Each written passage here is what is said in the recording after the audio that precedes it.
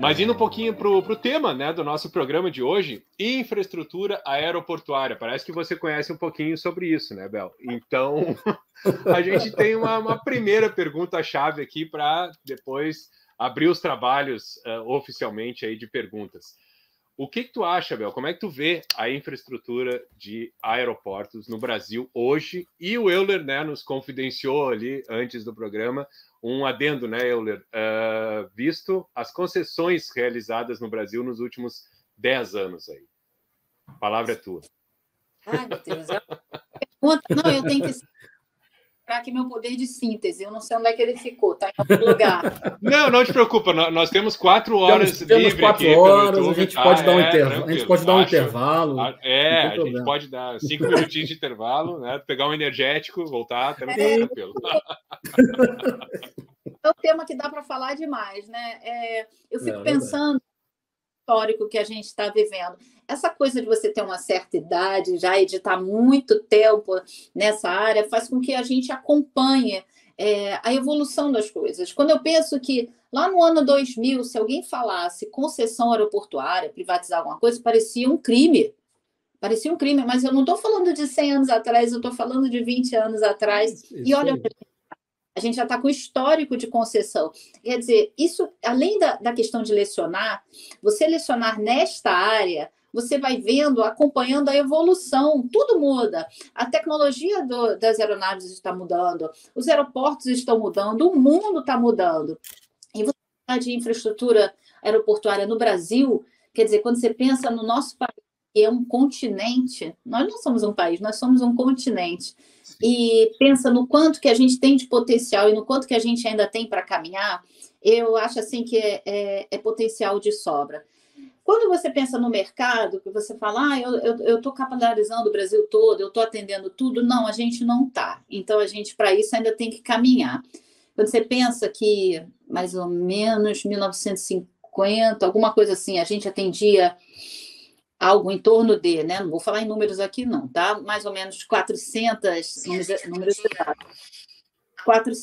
cidades no Brasil, e a gente tem quase 6 mil cidades, quase 6 mil municípios, não estava bom. Só quando a gente olha hoje, a gente atende muito menos do que isso. Então, nós temos um potencial enorme, enorme, para capilarizar, para aviação internacional, para aviação doméstica, para regional, então, nem se fala, para aviação geral. Eu sou muito defensora, né, da aviação geral, da aviação regional, para cá, para o nosso país, para a gente atender o que a gente tem. Você pensa num voo que sai do sul para o norte do país, ou pensa num voo que sai do Nordeste e vai para a Europa. Dá quase a mesma coisa, gente. Nós somos enormes, enormes, e a gente tem tantas diversidades culturais e tanta coisa boa para fazer aqui dentro, que você pensa, 5 mil e tantos, quase 6 mil municípios. Quantos aeródromos a gente tem aqui? 2.500, um número por aí, tá? E quantos você tem que estão ligando, que estão funcionando? Quantos são particulares? Nós temos muito, muito caminho para percorrer ainda, mas não estamos atrasados em termos de aviação, e é uma coisa que eu gosto muito de falar. Não estamos atrasados em termos de aviação em relação ao restante do mundo. Nós temos uma infraestrutura boa, que está funcionando, que vem ao longo do tempo servindo. Agora a gente está numa outra etapa histórica, tendo a concessão aeroportuária, introduzindo a questão do nível de serviço, ampliando a segurança dos aeroportos. Quer dizer, eu vejo como se a gente estivesse realmente no caminho certo. Tá bom? Resumido, maravilha. Hein? Bem. Olha, ótimo. Euler, você ia perguntar? Sim, não, a gente vê o Brasil, né, muito bem posicionado, eu concordo com o ponto de vista da Bel, acho que a gente está muito bem posicionado, esse processo de concessões aos operadores de aeródromo privados foi um processo desafiador, claro, né, foi inovador, começou lá, Bel, me ajuda aí, foi com São Gonçalo do Amarante, se eu não estou enganado, que foi, né, Natal, ou seja, foi um processo tentativa, né? Foi um processo de teste, vamos dizer assim. Então, depois disso, muita coisa mudou. A própria primeira rodada lá, com Guarulhos e Viracopos, Brasília, e Brasília, né, foi a primeira rodada, foram esses três, os primeiros três, depois de Natal, né? E aí muita coisa mudou, teve muitas questões econômicas que atrapalharam, né, as crises aí, teve aí problemas de ordem política, que a gente não quer entrar, nem vai entrar, mas a gente sabe que isso atrapalhou muito, talvez até a gente tivesse mais avançado do que já está. Ainda assim, né, Bel? Ainda assim, a gente está muito bem. Né? A gente olha para os aeroportos hoje, a gente tem uma infraestrutura realmente de tirar o chapéu. Né? A gente vê aí diversos aeroportos brasileiros com uma baita de uma infraestrutura que atende, né? E com os operadores aí de aeródromo fazendo um esforço impressionante, né? Um baita de um esforço, um investimento altíssimo, porque realmente não é uma indústria barata, né, Bel? Não é uma indústria nada barata. Claro, não é uma coisa que você resolve de um dia para o outro. Não é. Então, assim, requer muito estudo, muitos estudos de viabilidade, muita conta, muita avaliação técnica em cima de muito plano diretor feito pela Bel aí. Então, assim,